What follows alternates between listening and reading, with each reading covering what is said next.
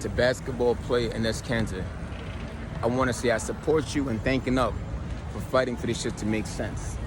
Because if that's all the requirement that is needed, then you know what? Let's start using that to show them how ridiculous it really is. So I'm about to talk about a topic, which I don't know if he agrees on, but I just want to start out the video with that. But this topic is to focus on, I hear it so many times where women say they don't have the same rights as men. And I always try to see it. I always try to find this world where the women don't have rights because they can work, they can go to school, they get many things that, quite honestly, men don't get. So when we talk about inequality, I want to speak up for some of the men. From being a male, a biological male, born into this male body that God gave me, I have seen that too many times. Being a woman is like having a title of nobility where you're treated greater actually than a man. So when I'm being told, when women say that they're not being treated fair, I like to see how. For instance, if I'm a single woman, if I was to identify as a single woman, I can easily go and get housing. If I'm a single woman with little ones, I can go get housing. I can also get food stamps, I can get placements to help them with jobs, or if I can't work, they'll take care of that. As a single man, no, they're not gonna place me with my little ones. They're not gonna give me Section 8. They're not gonna give me a lot of the programs that these ladies are eligible for and only can get if they are women. There are too many men go to court. And when in court, constantly, the men have to show it up or we're vilified as unfit parents and bad dads. But how many men, and there's probably some ladies who get it within the opposite way, but I'm focused on the male side because it happens to us a whole lot more than people talk about. But how many men have to show up in court and the women don't show up? Women might miss a court date and they'll be excused. We miss a court date, we get locked up. And yes, I know it happens to some women too. There are outliers. I know some of you are gonna focus on a couple of outliers that are out there. I'm not focused on that. I'm focused on the majority of what happens to men in the system and how when we go through that same thing, it's the same thing, all right? Another example that I have, simple street mentality, right? If we're on the street and a woman is hitting a man, cursing a man, most will walk by and look like, go queen, you got that, stand up for yourself, do what you gotta do. But if a man is yelling at a woman, he's treated horribly. People step in. A woman could be punching a man and no one will step in. But if a man hits a woman, he's horrible. He's a piece of shit.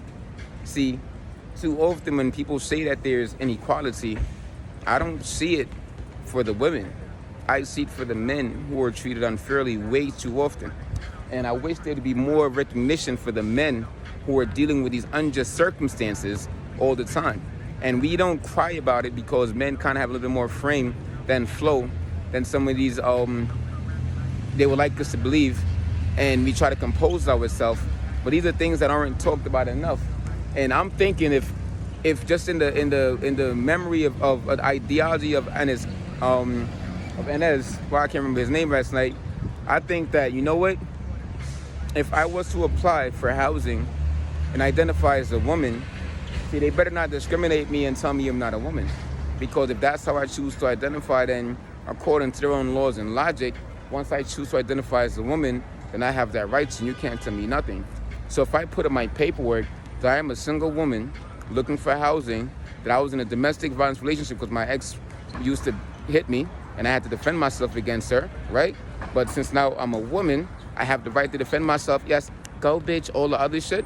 I got the right to defend myself too since it was a woman-on-woman interaction. So now I need to get my little one away from her so she could be safe. And you know what's the fucked up part? Is that if I was to do that, I wouldn't be the first guy that did that. Because I read about this like a year ago where a guy was fighting for custody for his daughter and he wasn't getting any help. But as soon as he identified as a woman, he got his daughter back. So I want you guys to realize when you guys say this injustice is against the women, I really want you guys to realize that there are a lot of injustices against the men. We just don't bitch and complain about it and we try to find ways to deal with it. But the reality is still there. And I wish that men would get more recognition for the hard work that we do, that we put in, and discrimination that we face for not being women every single day. Or, you know what, guys? How about we all just start applying for housing, all these programs, and on every paperwork, let's just all start claiming female. So since the government doesn't want to treat men and women fairly and there's different benefits for all, and since we have the right to choose our identity, let's all just start identifying as women so we can all start getting that fair access to justice they talk about. Because right now, just not seeing that shit. After careful consideration and reviewing the current eligibility guidelines, I am officially declaring myself a WNBA prospect. If simply declaring who you are is all that's required, then I meet every single requirement necessary to compete in the WNBA. My team and I have carefully examined the WNBA's eligibility criteria and governing framework surrounding self-identification and inclusion. Based on the current guidelines, I can and am officially declaring my eligibility for the upcoming WNBA draft in May 2027. I am definitely not here to mock, make fun of, or disrespect any community or personal choices. I am simply asking that the current rules be applied equally to everyone. The rules that represent the very values many WNBA players and coaches have publicly advocated for. My team and I are prepared to ensure these guidelines are applied equally, consistently, and without exception. And I look forward to the WNBA honoring its stated principles. See you at training camp. And brothers, please chime in. Please comment. If you can list any other ways that we are treated less equally than some of the women, I would love to get your input on top of this. And I'm pretty sure I might get some backlash on this. So I'd like to see what you guys really think about this. And let me know, because I think the system is unfair for men. And I wish we would bring more recognition to that. This way more of us can stand together and fight against this atrocity.